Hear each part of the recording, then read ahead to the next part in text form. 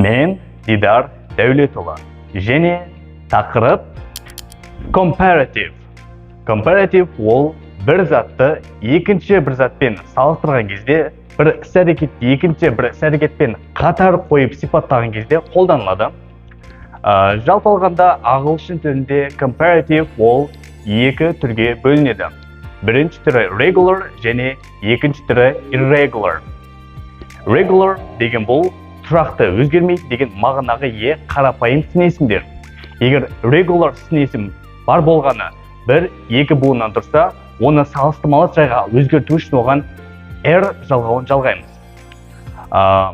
Мысалға, tall, taller, ұзын-ұзынырақ. My sister is taller than me. Менің әпкем маған қарағанда ұзынырақ. Бұл мысалдағы өзгеріс tall сөзінің аяқ жағына r жалғауы жалғанып тұр.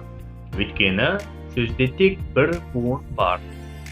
Егер сын есім сөзде бір, екі буыннан артық бірнеше буын болса, сол сын есім сөзді салыстырмалы жайға ауыстырған кезде сын есімнің алдына more деген көмекші сөз қойылады.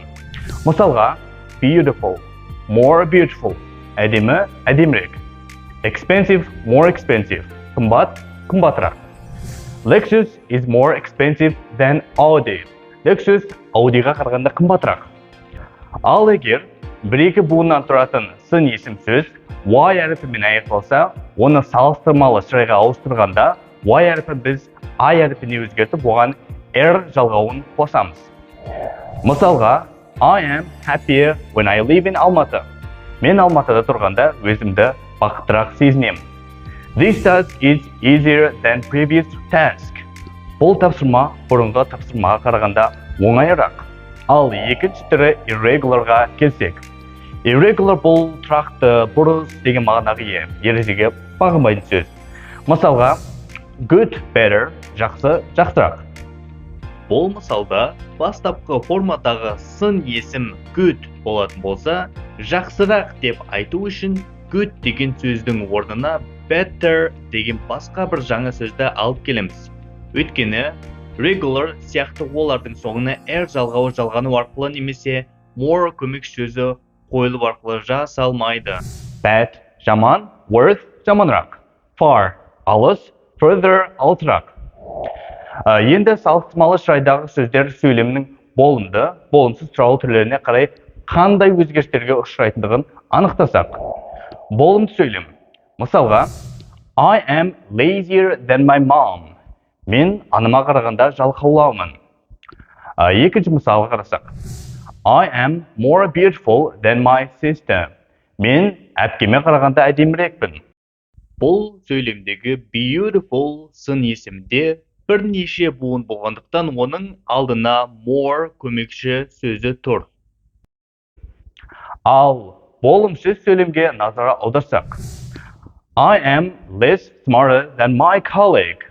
Мен әріптесіме қарағанда білімім аз. Тағы бір мысал. Snickers is less expensive than Alpengold. Snickers Alpengoldқа қарағанда арзандау. Бұнда біз болымсыз сөйлем жасау үшін more көмекші сөзінің орнына less атты оның антонимін қоямыз.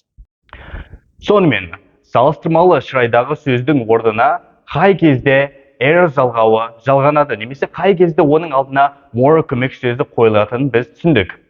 Дегенмен, бұл ережелерге сай келмейтін ағылшын тілінде бірнеше сын есімдер бар. Мысалға, clever, clever, more clever. Ақылды, ақылдырақ. Мұндағы clever деген сөз clever деп те салыстырмалы шырайға енеді, немесе more clever деп те жазуға болады. Тағы да бірнеше мысалдарға қарасақ. Gentle, gentler, more gentle. Cruel, crueler, more cruel. Polite, politer, more polite. Мұндағы сөздер r жалғауы жалғану арқылы да салыстырмалы шырай жасай береді.